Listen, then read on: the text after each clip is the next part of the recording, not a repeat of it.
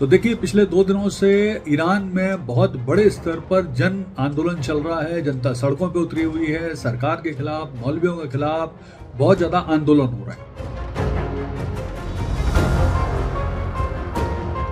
बहुत सारे आर्थिक प्रतिबंध लगे हुए हैं ईरान के ऊपर, अमेरिका के और बहुत सारे यूएनओ के, अन्य देशों के। तो उससे भी निपटना ईरान के लिए अब मुश्किल हो रहा है, उनको समस्याएं हो रही है।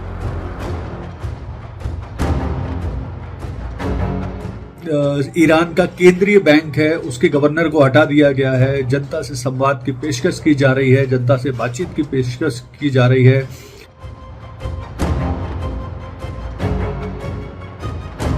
नमस्कार दोस्तों, आज बात करेंगे एक इम्पोर्टेंट डेवलपमेंट पर, और वो डेवलपमेंट ये हो रहा है कि ईरान में सरकार के खिलाफ बड़े भारी जन आंदोलन चल रहे हैं। जनता सड़कों पर उतरी हुई है और इस समय सरकार के लिए स्थिति संभालना मुश्किल हो रही है। तो आइए इस पूरे घटनाक्रम का विश्लेषण करते हैं और समझने की कोशिश करते हैं कि आखिर ईरान में क्या समस्या है और क्यों जनता आंदोलन कर रही है और इसका क्या परिणाम हो सकता है। तो देखिए, पिछले 2 दिनों से ईरान में बहुत बड़े स्तर पर जन आंदोलन चल रहा है। जनता सड़कों पर उतरी हुई है। सरकार के खिलाफ, मौलवियों के खिलाफ बहुत ज्यादा आंदोलन हो रहा है। तो सबसे पहले तो हम समझते हैं कि आखिर इन आंदोलन के, इस जन सैलाब के सड़कों पर उतरने के वजह क्या है, कारण क्या है। तो सबसे पहला कारण तो ये है कि इस समय ईरान में महंगाई बहुत ज्यादा है। इस समय लगभग 40% महंगाई पहुंच चुकी है ईरान में, और जनता के लिए इस इन्फ्लेशन से लड़ना बहुत मुश्किल हो रहा है। उनके लिए डेली यूज की सामान खरीदना ही बहुत मुश्किल हो रहा है। दूसरा प्रमुख कारण है कि ईरान की जो मुद्रा है, ईरानी रियाल, उसका बहुत ज्यादा पतन हो चुका है। डॉलर के मुकाबले एवरेज 42,000, $1 के बराबर इस समय 42,000 ईरानी करेंसी यानी ईरानी रियाल हो चुका है। और अभी पिछले संडे तो ये 14 लाख रियाल तक पहुंच गया था $1 के मुकाबले, यानी बहुत बुरी स्थिति है। दवाई बहुत महंगी हो चुकी है, भ्रष्टाचार बहुत तेजी से बढ़ रहा है।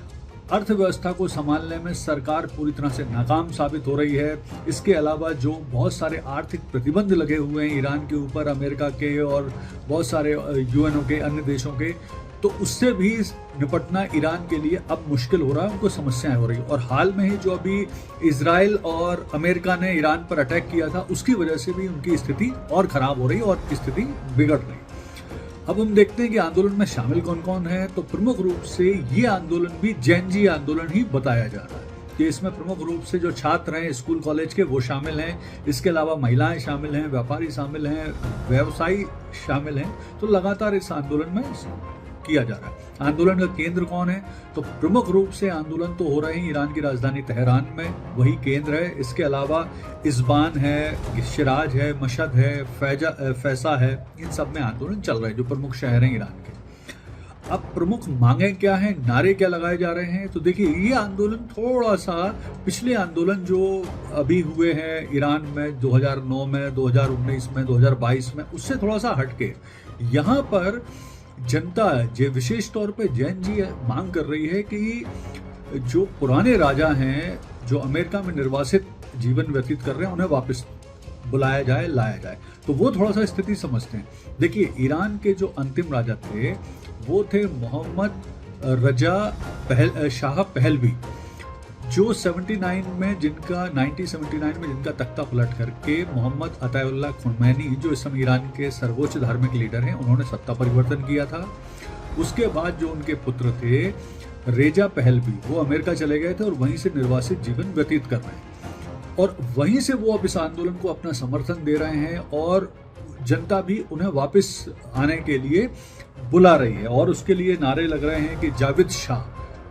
जावेद शाह का अर्थ होता है, जावेद मीन्स अमर रहें और शाह मीन्स राजा या किंग।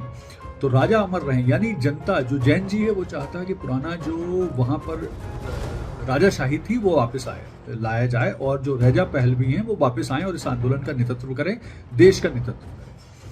अब देखें सरकार का क्या रुख है इस पर। तो देखिए, सरकार प्रमुख रूप से जो आंदोलनकारी हैं उनके ऊपर गोलियां चला रही है, आंसू गैस के गोले छोड़ रही है, सख्ती से दबाने की कोशिश कर रही है, गिरफ्तारियां कर रही है।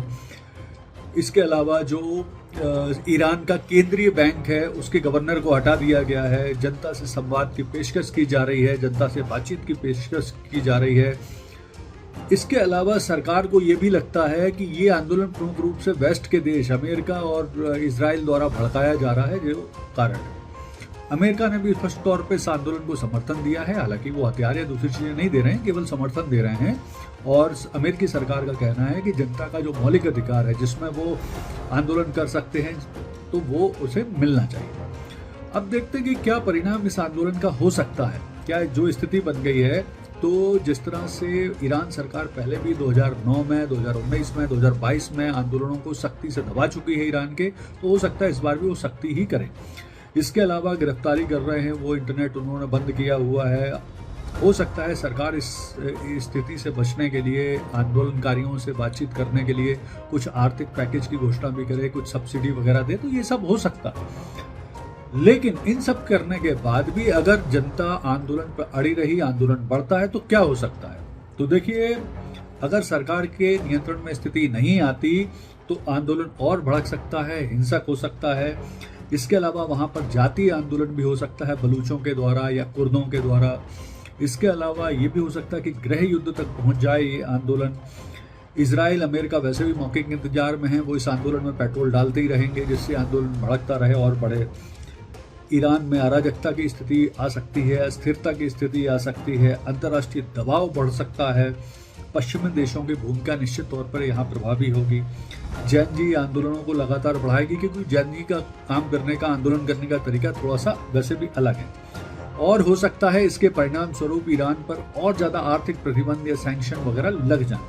तो कुल मिला के जो स्थितियां बन रही हैं, तो ये आंदोलन का स्वरूप जैसे आंदोलन ईरान में पहले होते थे उससे थोड़ा से हटके है, इसलिए सरकार को भी तकलीफ है। दूसरा, इस समय ईरान सरकार के समर्थन में ना तो हमास आने वाला है, ना हूती आने वाला है, ना हिजबुल्लाह आने वाला है, तो वो भी उनकी एक बड़ी परेशानी है। सरकार आर्थिक तौर पर भी कमजोर है। तो कुल मिला के स्थिति ऐसी बन रही है कि अगर ईरान सरकार ने इस आंदोलन को बहुत सावधानी से फूंक फूंक के कदम रख के जनता की मांगों को स्वीकार नहीं किया या इग्नोर करने का प्रयास किया या सख्ती से दबाने का प्रयास किया, तो ये आंदोलन चूंकि इसका स्वरूप पिछले आंदोलन से अलग है, तो निश्चित तौर पर आने वाले समय में ईरान सरकार के लिए तकलीफ बन सकता है और उनकी समस्याएं बढ़ा सकता है। धन्यवाद।